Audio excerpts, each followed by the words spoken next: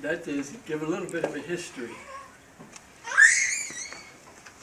Sometimes a person wonders, well, how those two get together? And I chose this lady to live with, and I've been very, very happy that I did. She's been a wonderful companion and mate for me. And I can't go all the way back to her childhood, but there is a book back there on the, two books back there on the table. One of them is in pictures, and the other is just clippings and things, nature especially. And she has been quite a popular lady from time to time, especially during her school years with her violin and then her orchestra experiences and so forth. So she got written up quite a bit. So you might want to leaf through there. The last I knew there was a page turned in the book that has a sermon on it that she preached. She was chosen to be the class speaker of her graduating class when she finished Bible college. And it was an unusual event because the whole congregation to respond in a very extreme way. It was beautiful what took place at the close of that message. Some of you may want to take some time to read it, but it does have a little length to it. But it's open to that particular sermon. But there's another link to this. You may not realize it, but Annabelle did not get to enjoy having her own father in the home all of her childhood because her father became an alcoholic, and so he was no longer a part of the family, and he roamed the streets as an alcoholic. Many years later, he was out in California, and he wandered into a mission. And when he went into this mission, he saw a magazine rack up on the wall.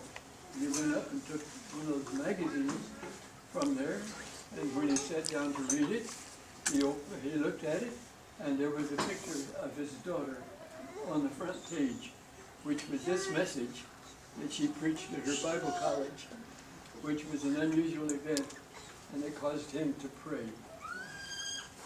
But that was just one particular thing that came from some of her pursuits.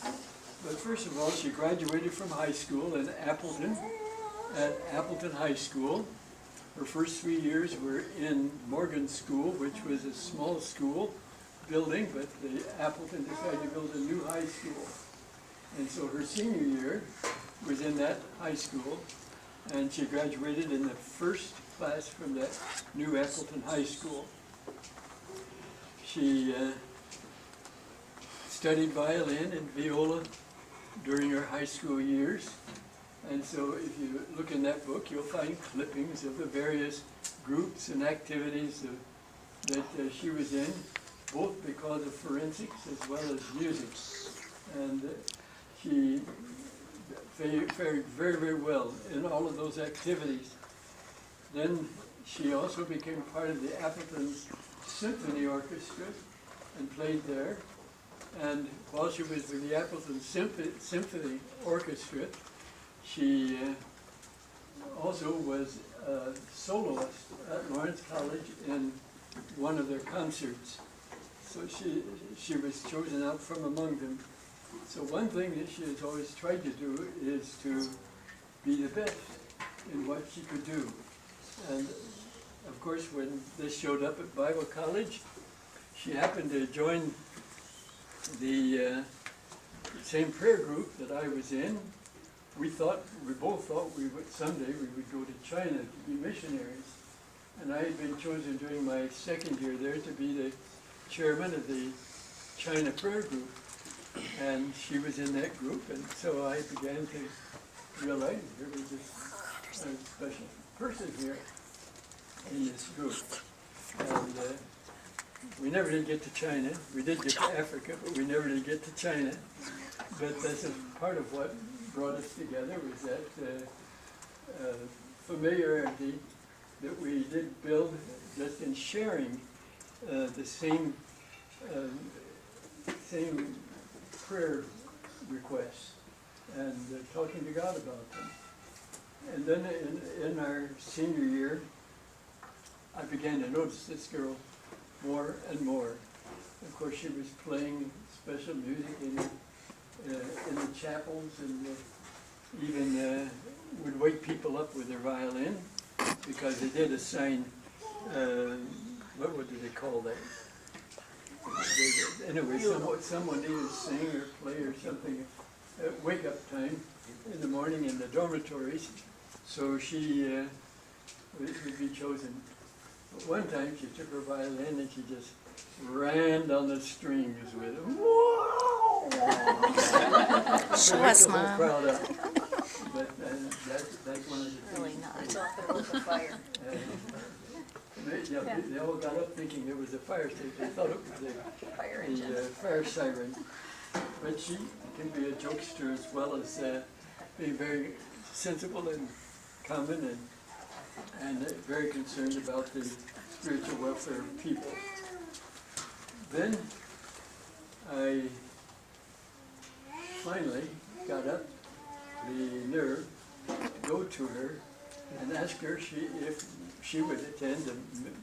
We only had 3 years of school in this particular college, so we were freshmen, middlers, and seniors. And so I was a middler and she was a senior, but I invited her to go to the banquet with me. It was a middler-senior banquet. And that was our first time together. And there were a few other events that took place. She had her eyes on someone else. And during this graduation, I graduated a year later than she did. And she came out because her sister was in the school too. And I had been corresponding with her while she was traveling all the way through North Dakota. What was she doing in North Dakota? Don't tell. She was an evangelist. She would go to churches and have 3 weeks of meetings every night, play her violin and preach. And so I'd be writing to her. And then when I graduated from Bible college, she came down to be there for the graduation. So happened that this other guy that was she had her eye on was on the same bus that she was on. But I had borrowed a car to go down and meet her at the bus station, and I had her sister with me. So when she got off the bus, what could she do? I had her sister with me. The other guy was there too. I knew about the other guy. And he was there too, but she had to go with me because her sister was with me.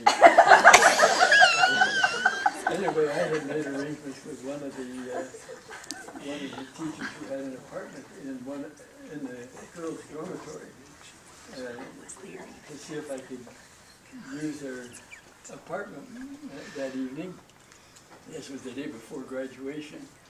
And so we had our date in the cafeteria, and this is where she invited me to come to Appleton to visit her because Mother Bowie, who was the dean of the women in the dormitory, had advised her that if you really want to get acquainted with him, invite him home.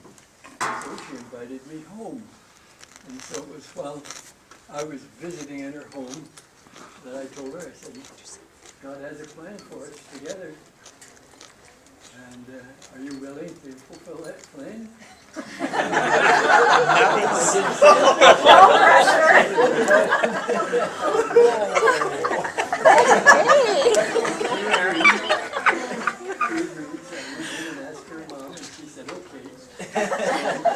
It was about 3 months later we were married.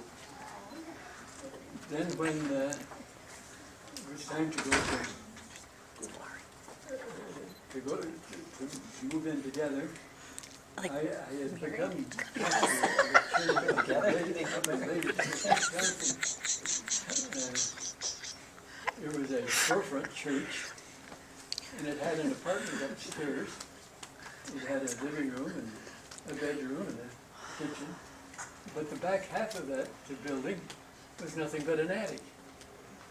So when we arrived up there, I couldn't carry her up the steps. There was too many, I think 26 steps up there. So I couldn't carry her up there, but I did carry her across the threshold, but I had to take her across 3 thresholds to get her in.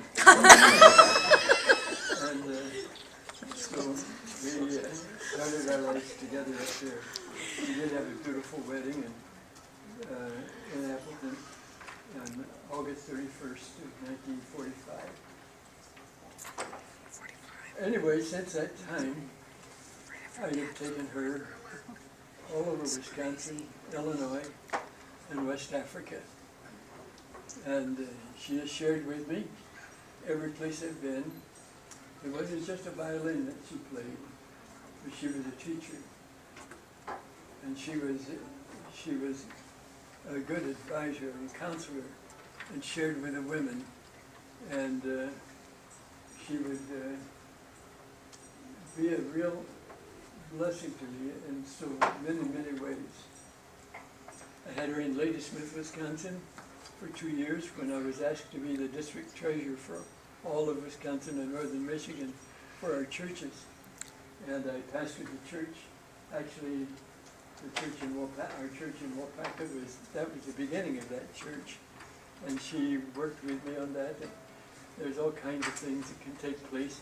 We lived on our campgrounds there, and all kinds of activities, but she was always there to teach, to help, to guide, to lead women's groups. And she was a complete blessing, was a constant help and blessing to the church. And of course, Judy was born in Ladysmith. John was born in Waupaca, and so family started, and she became an excellent counselor and advisor to the children. And of course, later we waited a while before we got Joy, and Jim, our son Jim, is out in California. I guess. Do you all know which ones are ours? Oh, yes. Judy here, Joy there. John talked to you already. He's back here.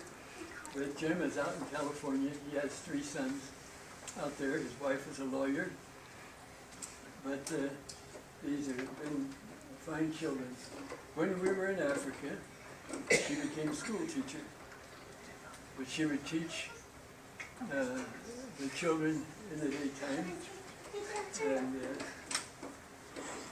she would go to the villages with me. She'd take the children along. She'd guard the children. Sometimes you have to be very protective of children because of disease and things of this nature. But yet she was friendly and was able to communicate. One day she took her violin down to the village of Chile, where they had never seen a violin before. And they sang their little songs. Yisepe,